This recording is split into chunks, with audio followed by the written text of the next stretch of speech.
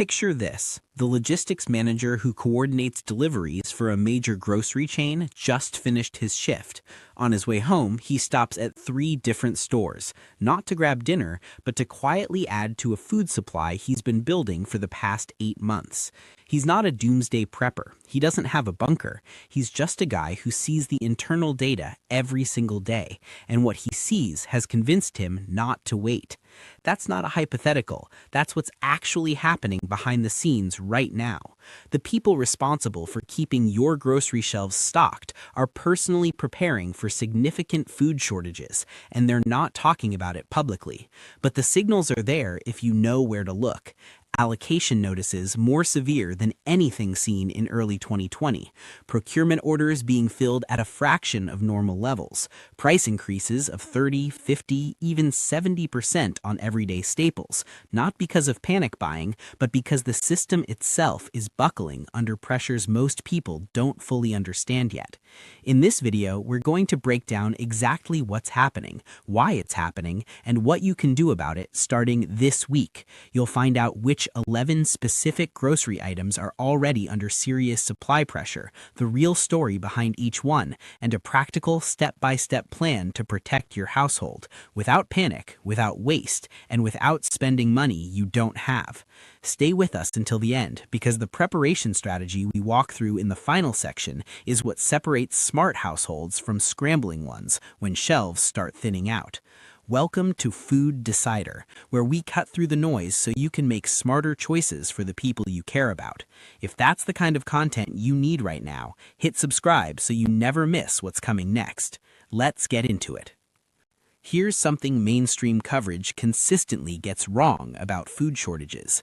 They frame them as sudden events. A hurricane hits, a pandemic spreads, and shelves go empty overnight. People panic, buy everything in sight, and a week later things mostly go back to normal. That version of events has shaped how most of us think about food security, and it's dangerously out of date. What's building right now isn't a single event, it's a slow-motion structural breakdown, and the people with the clearest view of it, the logistics managers, the procurement specialists, the distribution coordinators, are not waiting to see how it unfolds.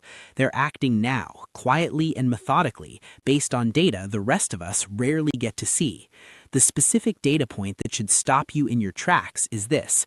Allocation notices across multiple product categories are currently more severe than what industry professionals witnessed in the early days of 2020. If you remember the chaos of that spring, the bare shelves, the rationing, the weeks-long waits for basic items, and you understand that what's happening now is being described internally as worse, that should shift something in how you're thinking about your own household preparedness. But to really understand why, you need to understand the forces driving this. And there isn't just one, there are 4, and they're all hitting at the same time. The first is extreme weather. Growing regions around the world are being hit with droughts, frosts, floods, and heat events that are longer, more severe, and more geographically widespread than historical norms. This isn't a single bad harvest season, it's a sustained disruption to agricultural output across multiple continents. The second is energy costs. Food doesn't just grow, it gets processed, refrigerated, packaged, and transported.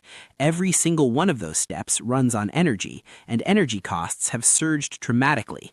When it costs significantly more to process and move food, either prices rise or production slows, usually both. The third force is global conflict. The war in Ukraine didn't just cause a humanitarian catastrophe, it removed one of the world's most critical agricultural producers from the global supply equation almost overnight. Ukraine and Russia together account for a staggering share of global grain and oil exports. When that supply disappeared, every substitute product felt the pressure simultaneously. The fourth force is the one people talk least about, and it may be the most important in the long run: structural inefficiency. Decades of cost-cutting, just-in-time inventory practices, and the relentless consolidation of food processing into fewer and larger facilities have made the system extremely lean, which sounds like a good thing until something goes wrong. Lean systems have no buffer. When one link breaks, the whole chain feels it immediately. Now here's the part that catches most people off guard. You don't have to wait for empty shelves to know a shortage is coming. The market tells you in advance, through prices. Across nearly every major food category, prices have jumped between 30 and 100% over the past 12 to 18 months. Most people chalk this up to general inflation and move on, but procurement specialists read price spikes differently. A sustained price increase on a commodity item isn't just inflation, it's the market signaling that supply is genuinely constrained. Sellers can charge more because the product is harder to get. And when supply continues to tighten, price increases stop being the story, availability becomes the story. That's the transition we're approaching on several key staples, and knowing which ones and why is what puts you ahead of the problem instead of reacting to it. Let's start with the pantry staples that form the foundation of most home cooking, because these are the items whose disappearance would be felt most immediately and most deeply in day-to-day life. Canned tomatoes might seem like an unlikely place to start, but the numbers behind this one are genuinely alarming. California produces 95% of the processing tomatoes used across the entire United States.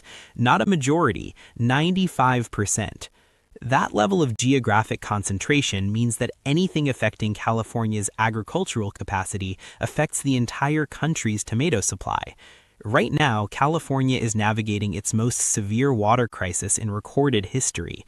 Structural water restrictions have been put in place that permanently limit agricultural usage, which means farmers aren't just dealing with a bad year, they're dealing with a permanent reduction in what they're allowed to grow.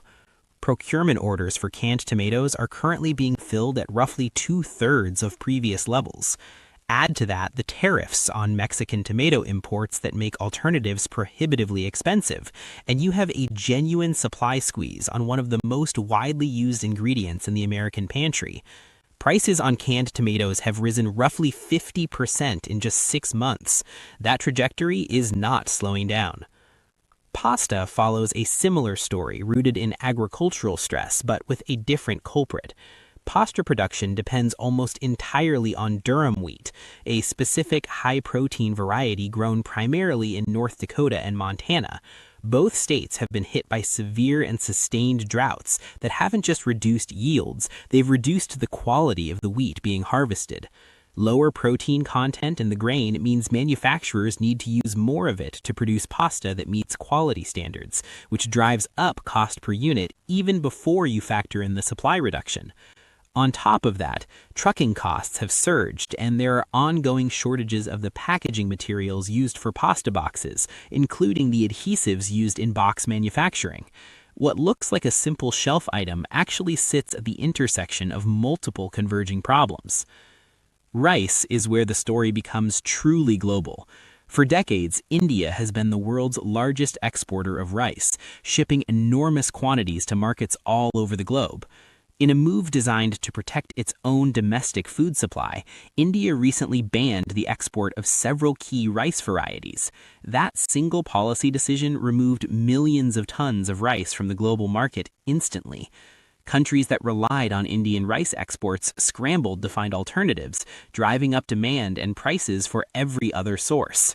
Meanwhile, U.S. domestic rice production is being squeezed by water shortages in growing regions and rising costs for fertilizer and fuel that are making rice farming increasingly unprofitable for American growers. Canned beans round out this first group, and the supply problem here is less about the bean crop itself and more about what happens after harvest. Canning capacity in the United States is a bottleneck that was already strained before demand surged for shelf-stable goods. Processing facilities are operating at or beyond capacity, facing labor shortages and working through ongoing aluminum can supply issues that limit how much product they can actually put on shelves. Even in years with solid bean harvests, the infrastructure to process and package them efficiently simply isn't keeping pace with demand. Now let's move to protein and fat sources, because this is where some of the least obvious and most surprising supply pressures are building. Butter seems like it should be insulated from shortage. The U.S. has a large dairy industry, and milk supply hasn't dramatically collapsed. But the butter problem isn't about raw milk, it's about what happens inside processing facilities. Manufacturers have increasingly shifted their capacity toward higher margin products, specialty cheeses, flavored creamers, premium dairy items that generate more profit per unit of milk processed. Butter, by comparison, has thin margins, so when facilities face labor shortages and have to make decisions about what to prioritize, butter loses. The result is a processing bottleneck that has nothing to do with cow supply and everything to do with economic incentives inside the manufacturing chain. Cooking oils tell perhaps the most globally interconnected story of any item on this list. Before 2022, Ukraine was one of the world's largest suppliers of sunflower oil. That supply essentially vanished when the war began, sending demand for substitute oils, soybean, canola, palm, surging simultaneously across every market that had relied on sunflower. At the same time, the global push toward biofuels has manufacturers diverting oil crops away from food production toward energy production, tightening supply even further. Meanwhile, key growing regions in Asia and South America have dealt with their own weather disruptions, labor shortages, and The result is a cooking oil market under pressure from multiple directions at once, with no single substitute available to absorb the demand. Canned fish is facing a structural problem that runs deeper than any single weather event or trade policy. Global fish stocks are declining due to decades of overfishing, and regulatory quotas designed to protect those stocks are reducing what can legally be caught. Climate change is shifting fish populations away from traditional fishing grounds, making harvests less predictable. Farmed fish operations, which many assumed would absorb wild catch shortfalls, are dealing with disease outbreaks, rising feed costs, and increasing environmental regulations. And processing facilities, many of them located in remote coastal regions, face persistent labor shortages that reduce their throughput even when fish are available. Peanut butter surprises most people because it feels so domestic and so stable. But U.S. peanut production is geographically concentrated in a handful of southeastern states, and those states experienced significant harvest-time rainfall events that created mold contamination problems across a meaningful portion of the crop. Contaminated peanuts can't go into food production. Beyond the crop damage, a portion of the peanut supply is being diverted to oil production as market demand for peanut oil increases, pulling supply away from peanut butter manufacturers. And processing plants across the board are facing significant labor cost increases that push prices higher even when supply is adequate. The final group covers what might be called comfort and nutrition essentials, items that keep households functioning and morale intact during extended difficult periods. Oats have a supply problem that comes from an unexpected direction, their own success.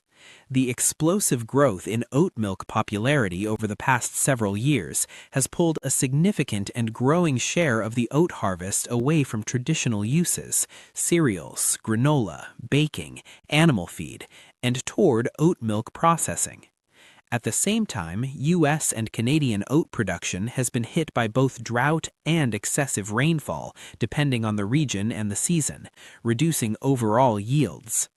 The specialized facilities that process oats for different end uses are operating at capacity with limited ability to rapidly scale up, and they face the same labor shortages affecting food processing broadly.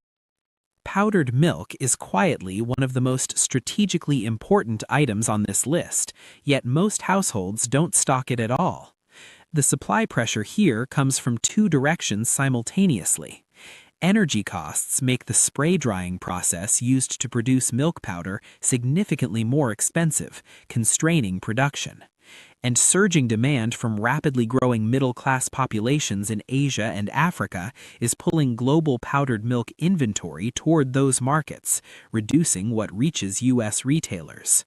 For households that rely on fresh milk for cooking and nutrition, powdered milk is an essential backup that most people never think about until they can't find it. Coffee deserves its own moment of attention because the forces threatening supply are genuinely long-term and structural. Coffee is an extraordinarily climate-sensitive crop. It thrives only within a narrow band of altitude, temperature, and rainfall conditions.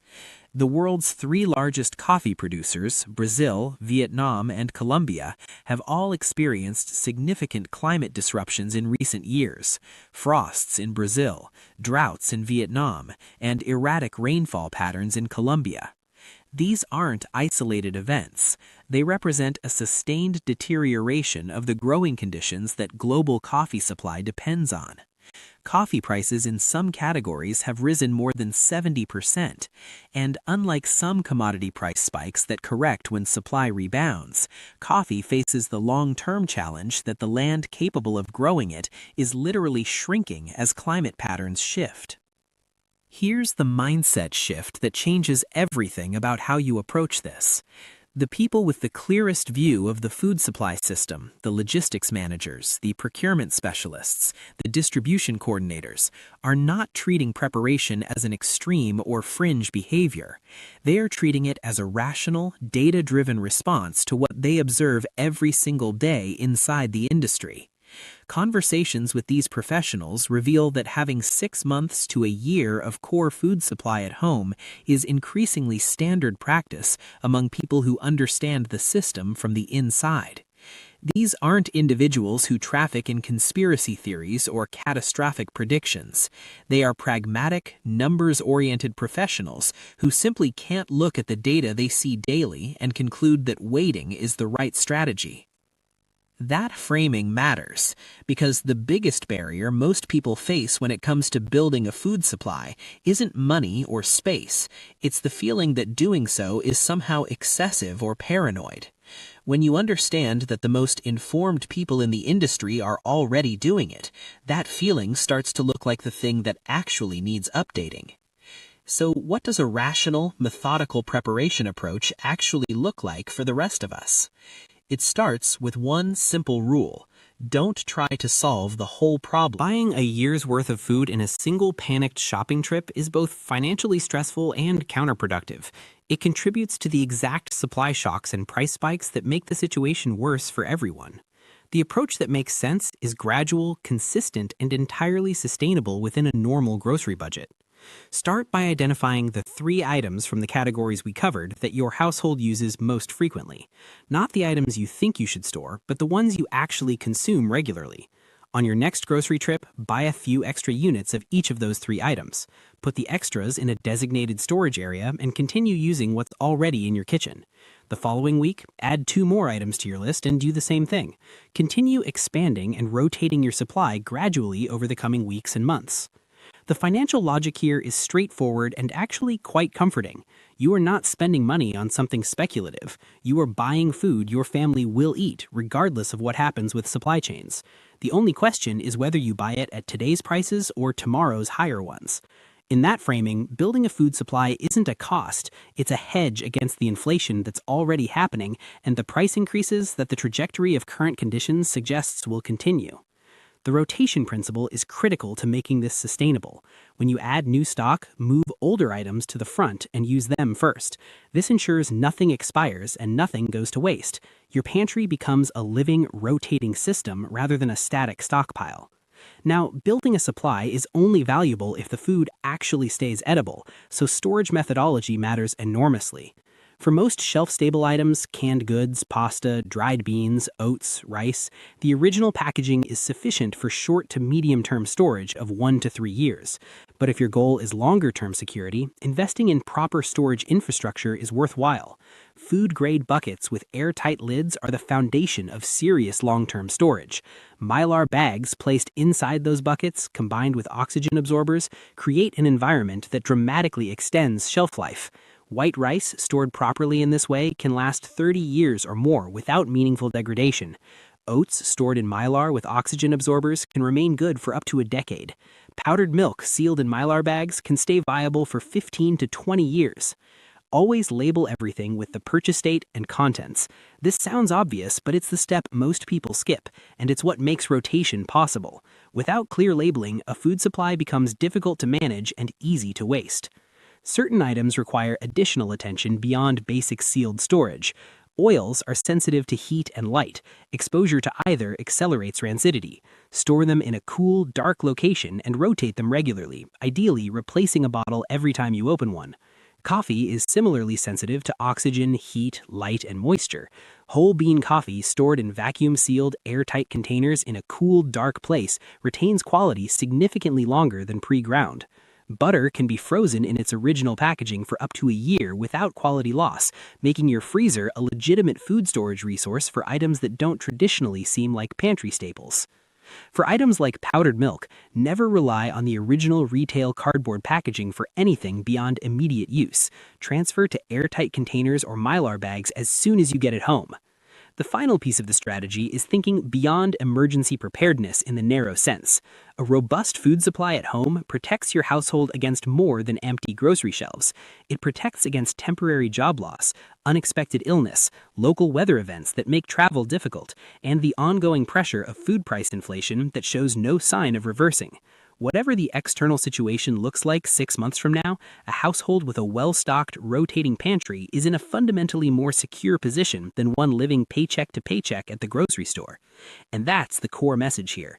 This isn't about fear. It's about positioning your household on the right side of a situation that the most informed people in the food industry are already taking seriously. You don't need a warehouse. You don't need a doomsday budget. You need a consistent habit, a small amount of additional spending each week, and the discipline to rotate what you have. The people stocking your shelves have already made their decision. Now you have the information to make yours. If this video gave you something useful, take one action before you close it. Decide which 3 items you're adding to your cart this week. That single decision, repeated consistently, is what turns awareness into actual security for your household. And if you want to stay ahead of what's coming next in the food supply space, subscribe to Food Decider. We keep watching so you always know what to prepare for before it becomes a headline. We'll see you